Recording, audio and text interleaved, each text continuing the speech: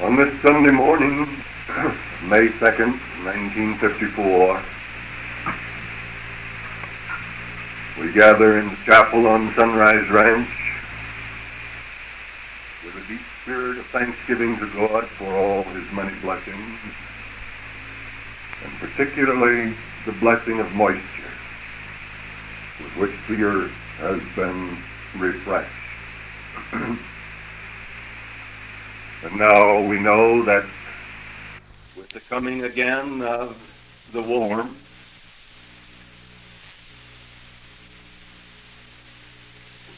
of the sunlight, when the earth is warmed, the seeds will sprout,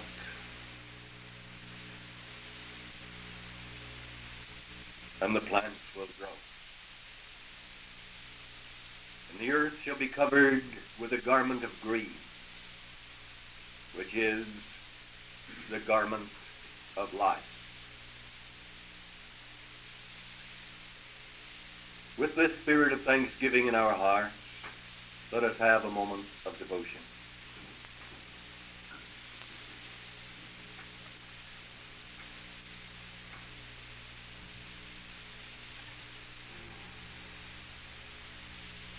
Our gracious Lord, our holy King,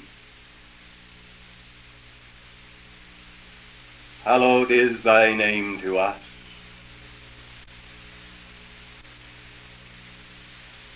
And yielding to thy Spirit, we would let thy kingdom come, and let thy will be done in earth as it is in heaven, that thy seasons of fulfillment may appear, and that the haphazard, uncertain seasons of man may no longer control in the cycles of outworking in thy service in the earth. For we would remember, and in all things reveal, the reality that thine is the kingdom and the power and the glory.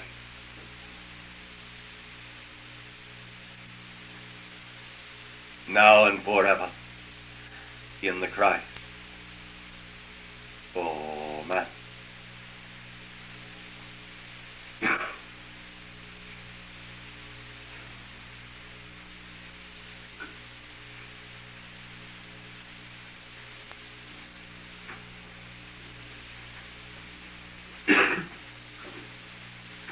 Our purpose here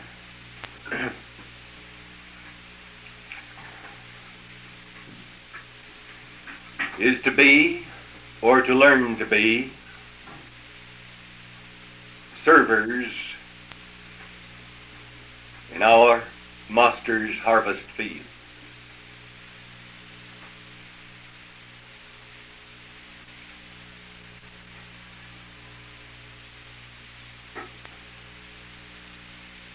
As servers, it is our responsibility to reach a point in understanding, in capacity,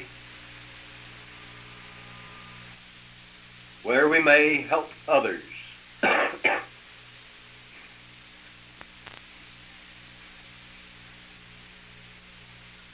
to accept and to pass through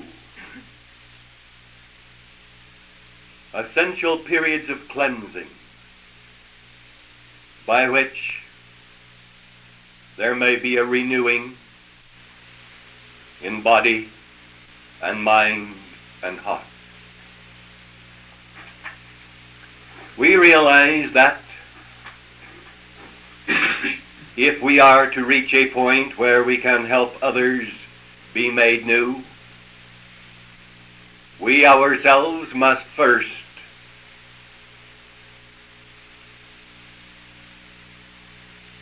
lead the way in the experience of letting the cleansing be a reality and the process of renewing be a fact in form.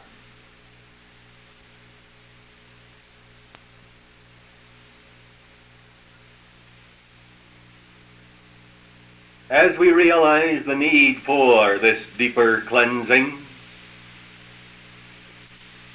that we may, by faith, be made every whit whole,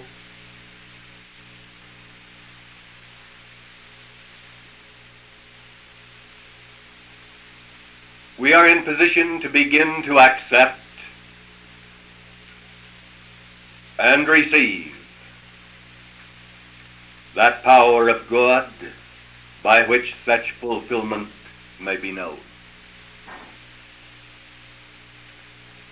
We have, in recent meditation, considered something of the reality of Father God and of Mother God.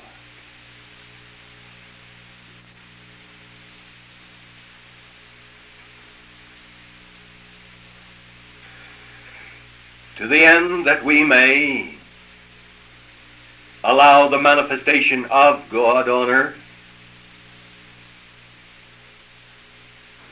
we would in all things so yield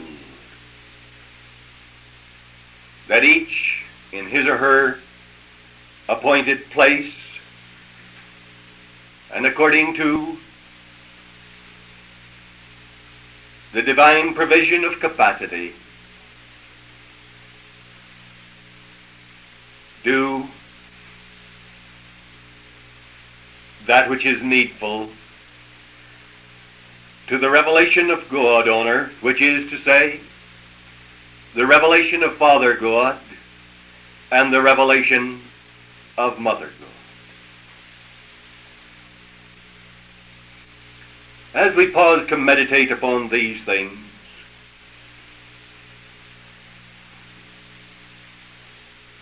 our thoughts turn to the basic application of the one law,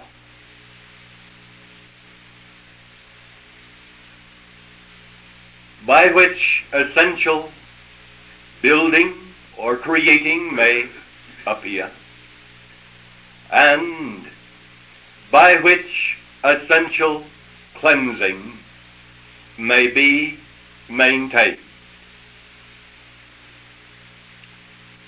For as we consider the matter, we realize that God provided a means of cleansing,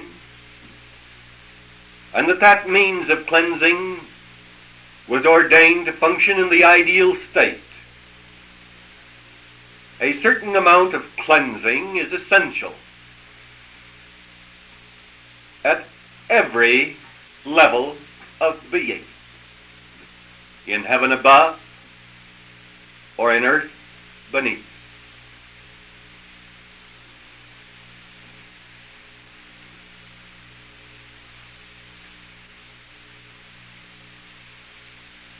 If, as in illness, the cleansing process has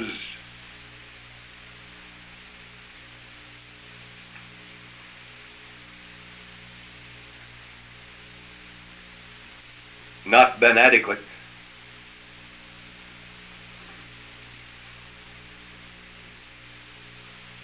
there appears to be a special need for cleansing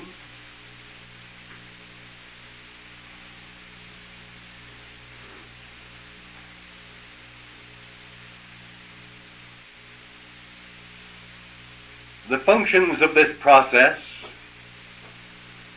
must, in the sense of that which may be observed in form, become dominant. And yet,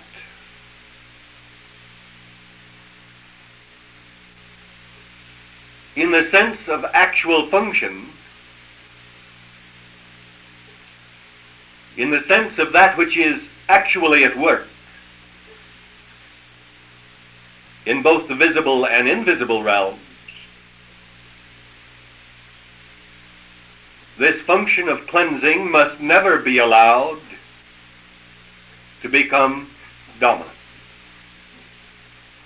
What do I mean by these words? If the evidence in outer form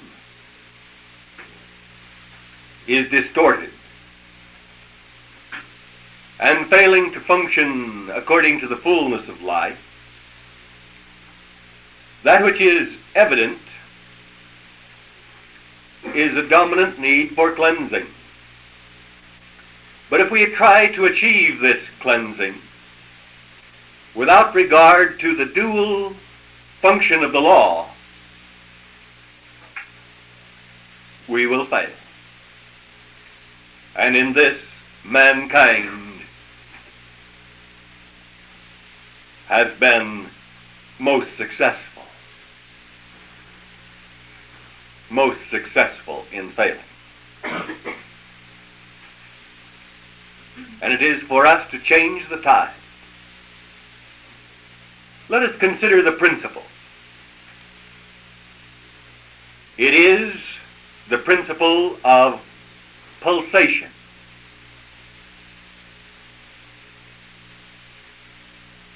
We see this principle at work in our bodies,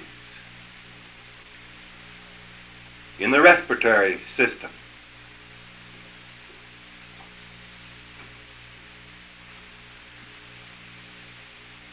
We inhale and we exhale. The inhalation of what is presumed to be pure air provides the body with the needed oxygen, and in the exhalation there is the expulsion that allows for a cleansing away of those things which must not be allowed to accumulate in the body. In a perfectly healthy condition, this elimination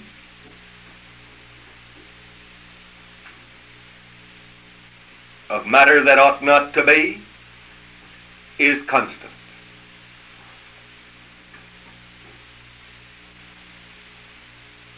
We see this pulsation at work in breathing. We see it in the heart. The pulsations by which the life fluids, the life stream,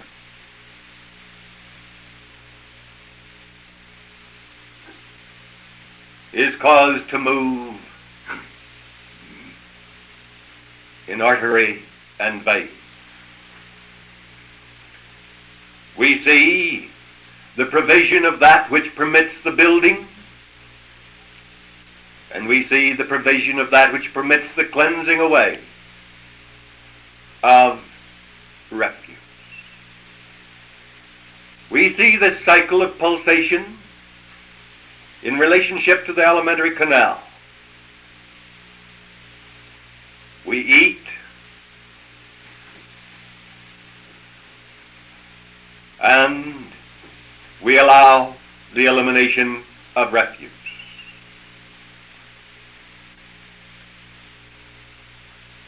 The principle of pulsation. It is needful that we begin to realize that regardless of the form, whether from the single cell amoeba or the complex human being,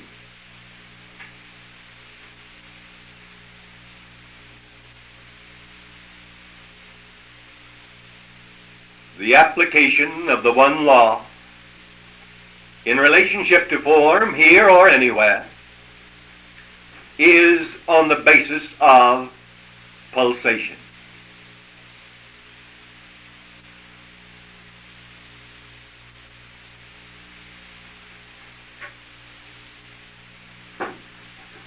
If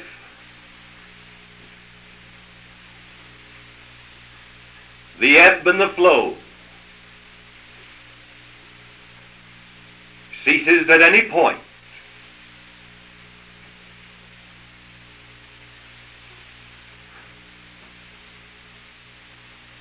there is the cessation of the manifestation of life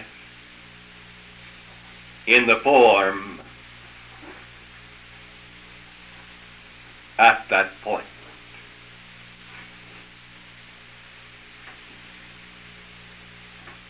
The working of the law in any form, at any level, is by reason of pulsation. If there is at any point the positive expanding expression,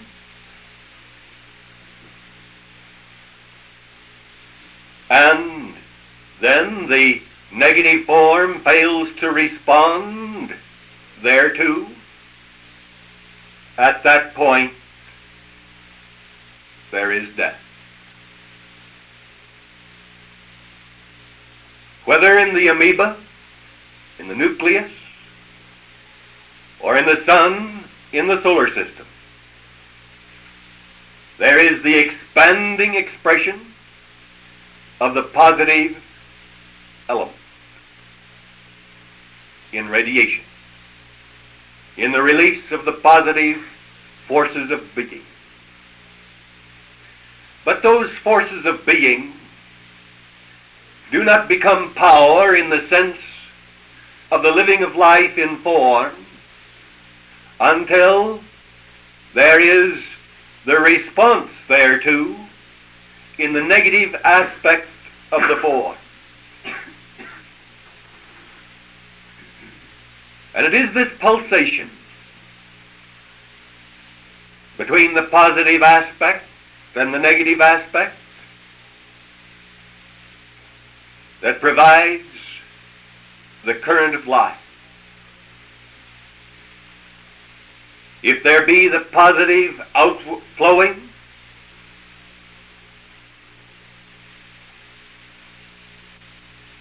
and then an inadequate, weak, uncertain response, in return response, there is weakness, there is illness, and the life forces do not manifest as power in living. Anything which inhibits the response pattern to the positive pulsations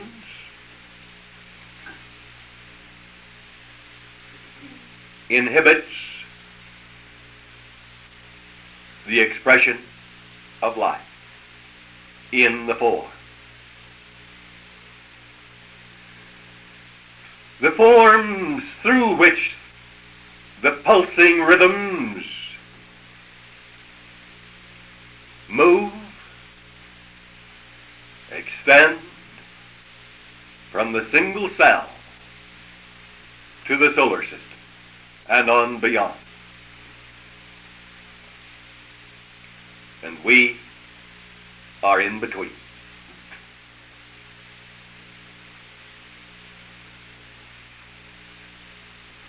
There is a great lesson to be learned by those who are wise in the fact that humanity, after 20,000 years of the fallen state, still suffers as it does.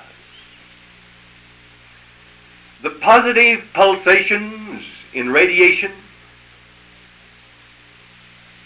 from God the center have been rhythmic and certain in all their cycles, large and small, through all these centuries, through all the millennia.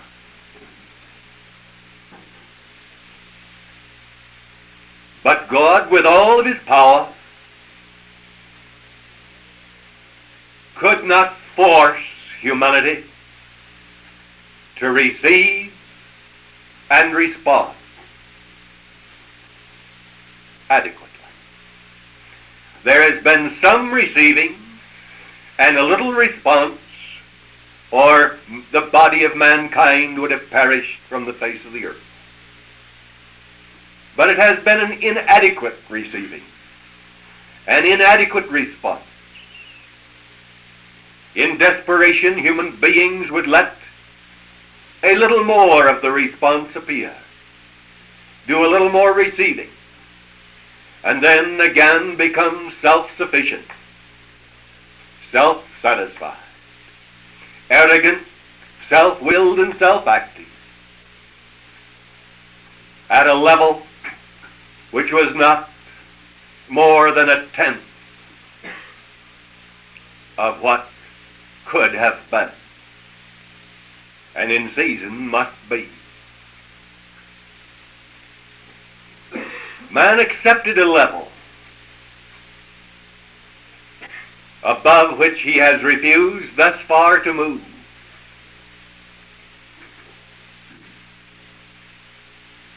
Because he has not accepted the pulsing rhythms of being in the working of the law through his own form.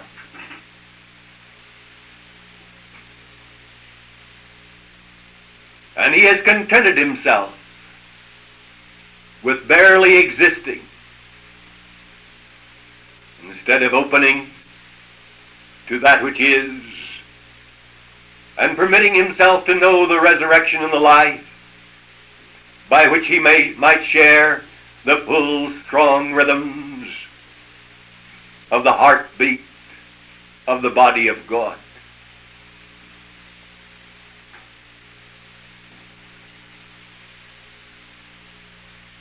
As we consider these things,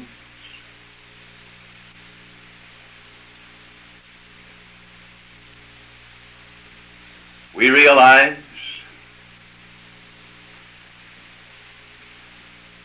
that the response factor in the body of God, in the being of God, belongs to Mother God. The positive radiation factor belongs to Father God. And the pulsations between provide the field of being, the field of living, the field of attainment, achievement, fulfillment, the realm of creation.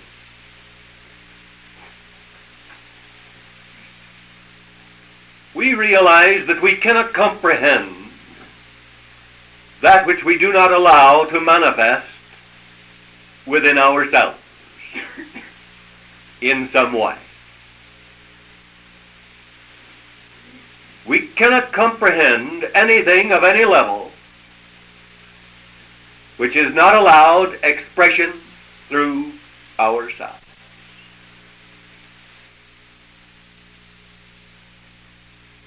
It must appear through form on earth.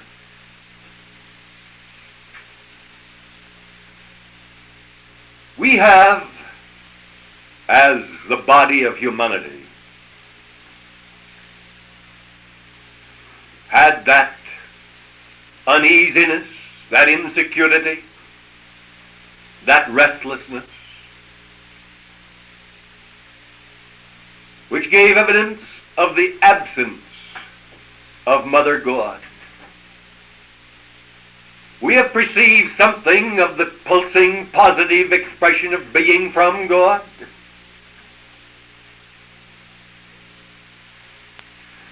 But we have allowed so little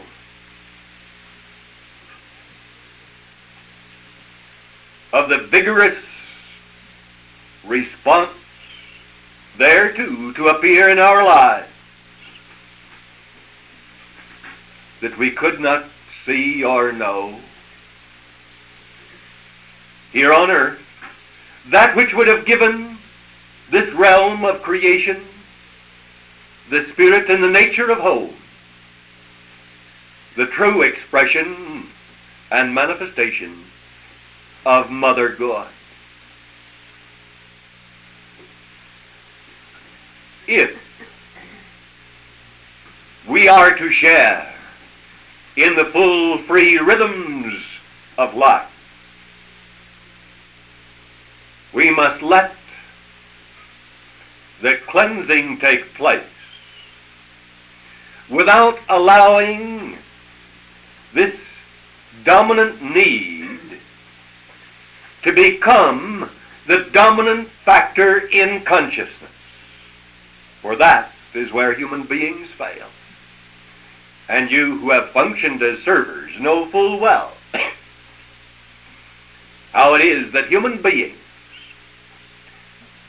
allow their consciousness to be so filled with their aches and their pains, their needs, their difficulties, the things they think they do not have, that they have no means of allowing the positive expression of being, which they cannot yet see, have true control in their lives. There is, in the sense of the form, the outer evidence, the dominant need for the healing, for the cleansing, for the correction of the ill condition. But if that dominant need is permitted to become the dominant aspect in consciousness, the healing, the cleansing cannot take place. This that is the dominant need in the outer form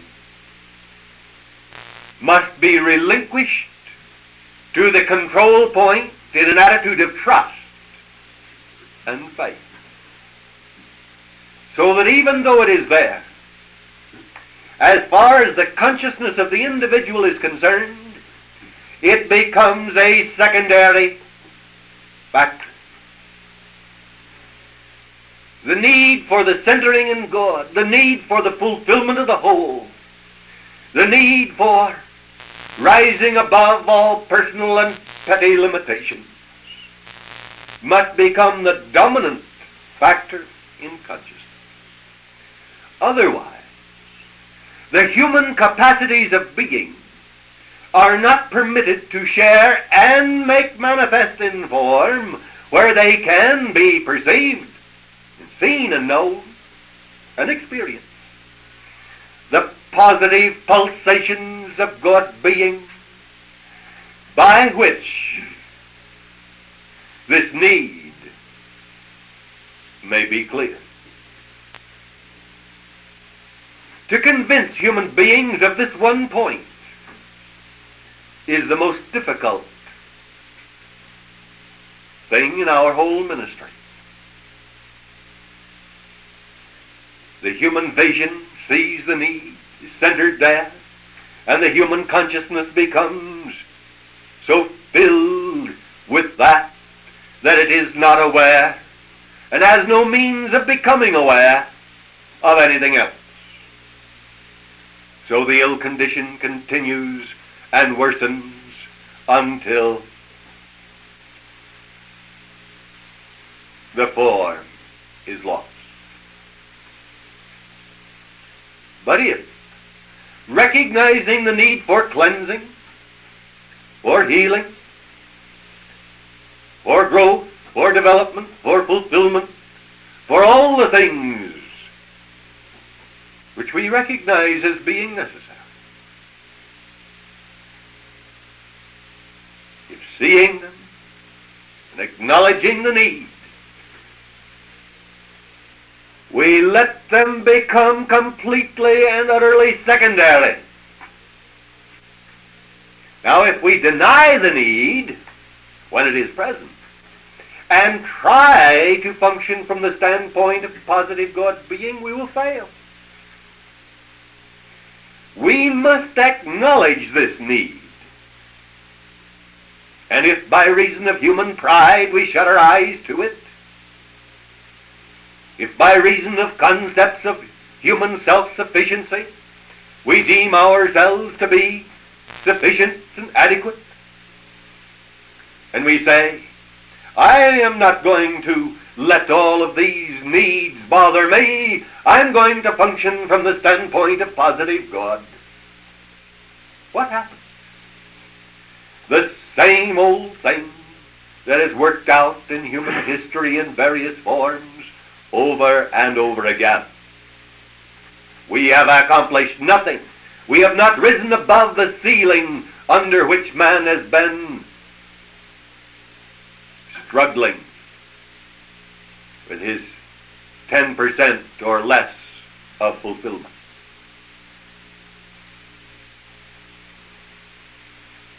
We must see these needs.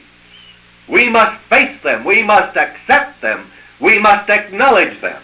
And if we try to deny them, or imagine that they are not present, or refuse to face them by reason of human pride, we fail. We must face them. We must acknowledge them. We must recognize them. But having so done, we must let them take the secondary position, not the dominant position. We must then, having so acknowledged, we must then set these needs aside, as it were, and let our whole consciousness become centered in that which is dominant. Not our personal need for even salvation. If the sense of a personal need of salvation remains dominant, that person remains damned. We must face the need. We must acknowledge it, accept it. We must not in any sense deny it. But, having reached that point, we must then take the next step and let our concern for development, progress, personal fulfillment in any way, shape, or form, with respect to salvation or fulfillment in any degree or realm, become completely secondary. Completely so. In relationship to our centering and response for the benefit of the whole, for the fulfillment in any place or time or way, by reason of the positive radiation from God, from center, from core, from nucleus, from whatever we wish to say that represents the positive element of being in action.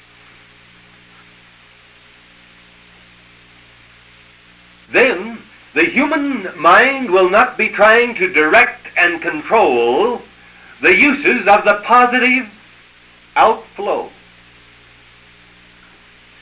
For as long as your mind, seeing the need, attempts to control and use the positive outflow for good causes, surely,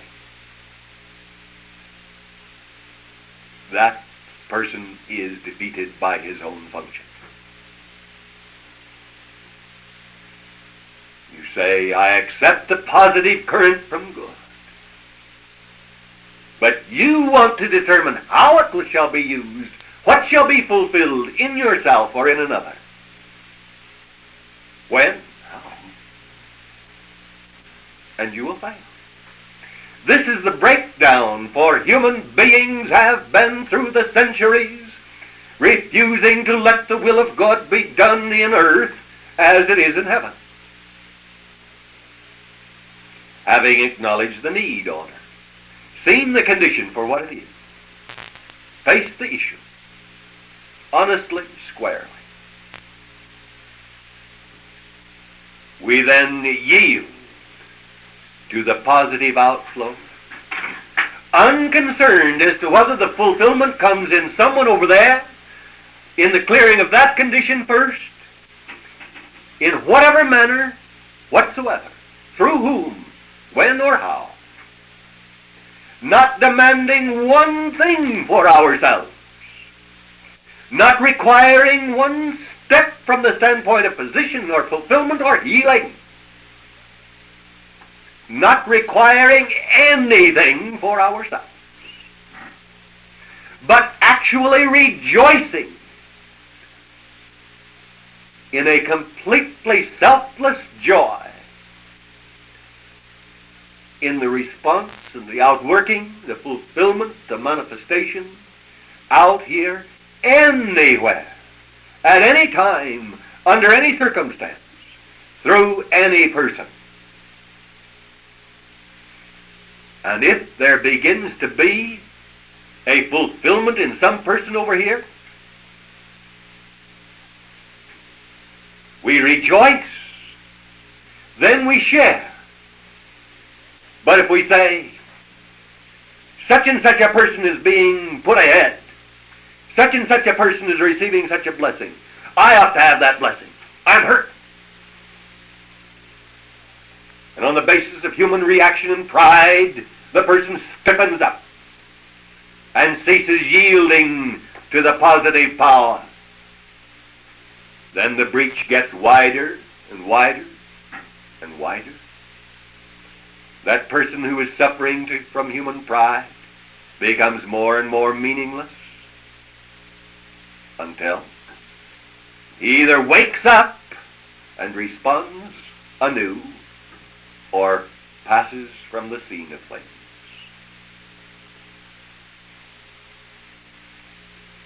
These pulsations are here. And we have to learn to recognize and work on the basis of the pulsation. When there is the responding inflow to God, the human being tends to remain rigid, unresponsive. And he says in that condition, I want to feel the positive power of God. I'm trying so hard to feel the positive power of God, and I can't feel it. And he passes by the inflowing. And then the cycle of God, the season of God for the outflowing from God comes. And he has this positive pattern. He has failed to yield in the pulsation. And he is pushed a little further away. And a little further away. Two positives repel each other. And the cycle works and the cleansing continues. For if we insist on the right to be foreign objects in the body of the amoeba, we'll be pushed right out sooner or later.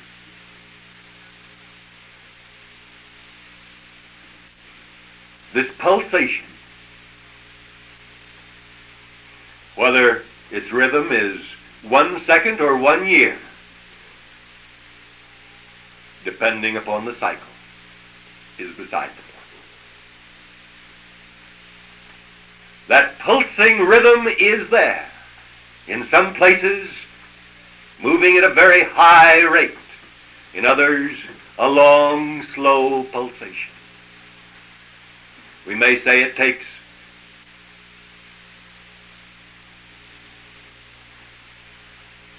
24 hours for the double cycle of the pulsation to work out in relationship to the tides of the sea. There's the stronger one and the lesser one every 12 hours. But the full cycle, the double pulsation, 24 hours. Now, if man became rambunctious and said, these tides ought to run every 24 minutes, I don't see why God didn't make them run every 24 minutes. I want it that way. We would say, how foolish can man be? The tide is there. This is the rhythm. Let us work with it. That is what is meant by working with the law. That is to say, working in and with the pulsations of the law. Not according to the seasons and the times of man's self-determination, but according to the seasons, the times, and the cycles of the pulsation as God has already established it. And if we try to change it, we may say, oh, I'm trying to apply the one law. But it will amount to nothing. You are not going to change the pulsing seasons of God's ordaining. We either accept that and work with it, or we fail. Struggle as the human being may. And we have 20,000 years back of us. 6,000 or 7,000 years of recorded history, full of the evidence that it does not pay to ignore the one law.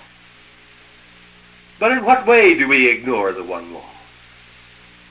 We ignore it in the patterns of its manifestation through the pulsing cycles of its expression. Work with the law.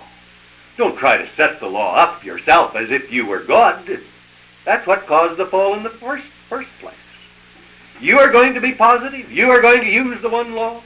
You're going to initiate the positive pulsation and expect the negative response to appear. You are going to do it. You're going to be as God. It will not work. The pulsations are already established. They are already here with respect to every little cycle and every big one. All we have to do is to perceive them and coordinate with them. And then we are working with the law.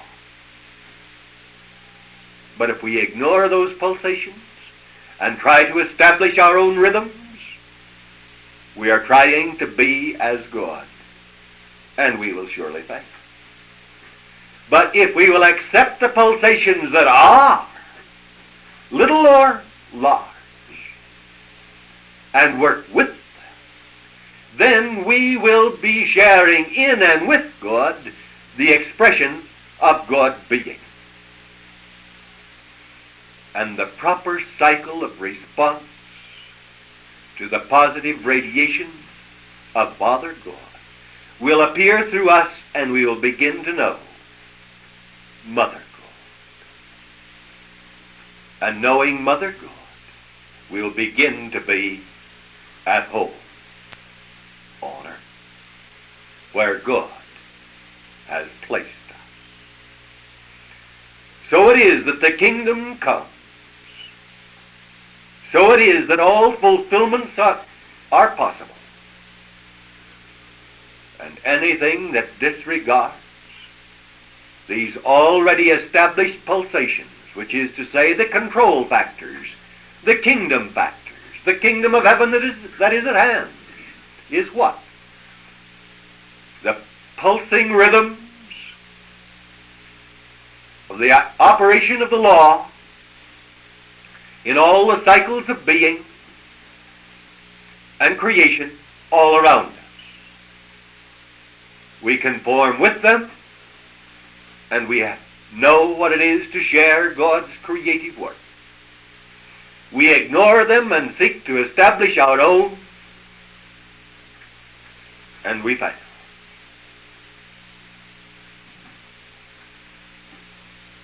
It is the law. And no man can alter or change it. Man can reject it and refuse to work with it and destroy himself. Each must make his own choice. But these pulsing rhythms of being are present everywhere.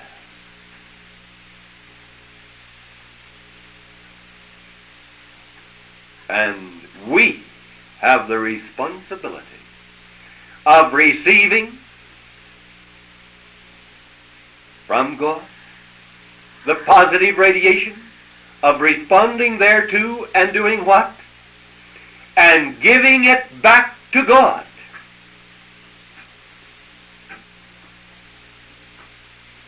When children play ball, two little ones playing toss, shall we say. One throws the ball, and the other is supposed to return it. The one who receives it takes it and walks off with it. No ball game. God tosses the ball to you. You receive it and do not toss it back. You walk off with it. You're going to do something big, but no ball game. Just like that. Or perhaps God tosses it to you and you do not even catch it. You let it just go on by. You ignore it. You say, when is God going to throw me the ball? I'll stand here. I'll be patient. I'll keep my eyes shut so I never see God throw it, but I'll wait.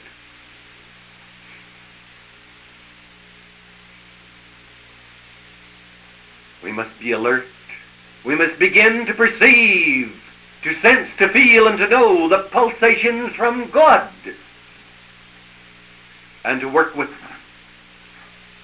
That's the secret of life, the secret of fulfillment.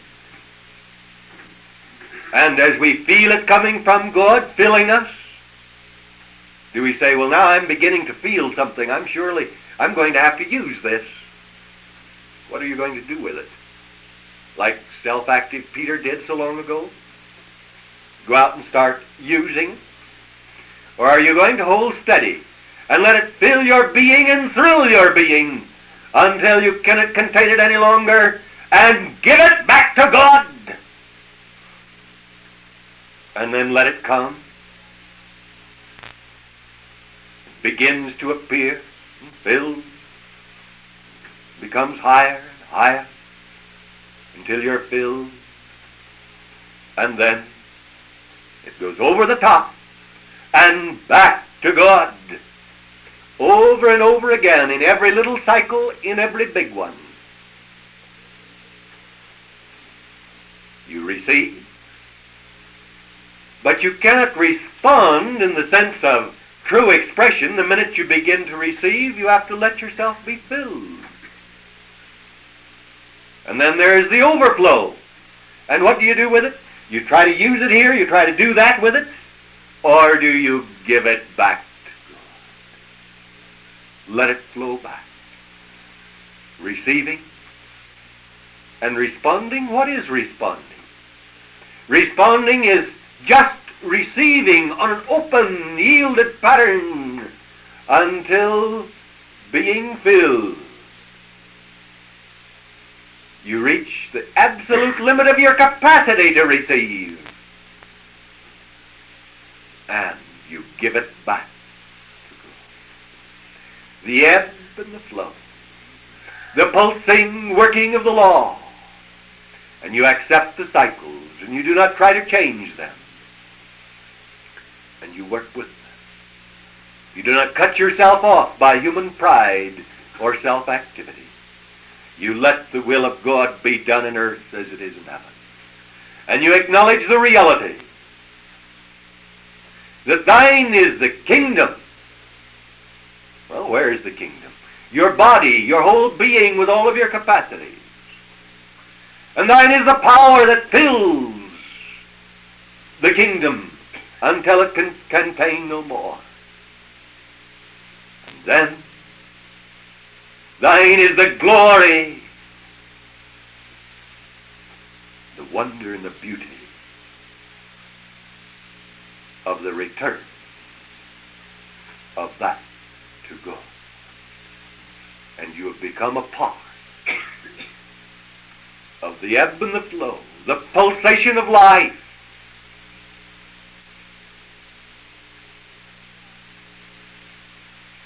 And in it, all things work together to perfection, because those who are in it love and serve the Lord.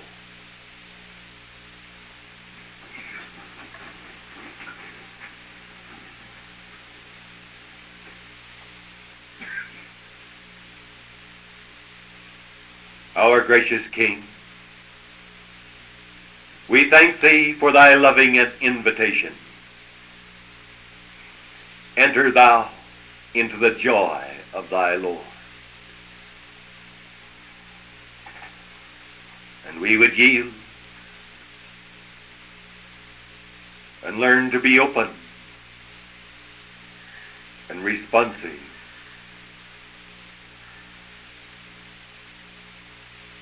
to the positive power of Thy being, that being filled to the full, the returning pulsation of response may establish the pattern of our relationship with Thee. For Thine is the kingdom,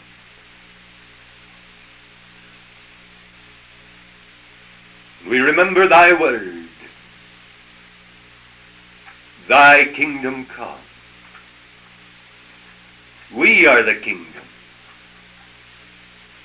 Thine is the kingdom belongs to Thee, and we are the kingdom.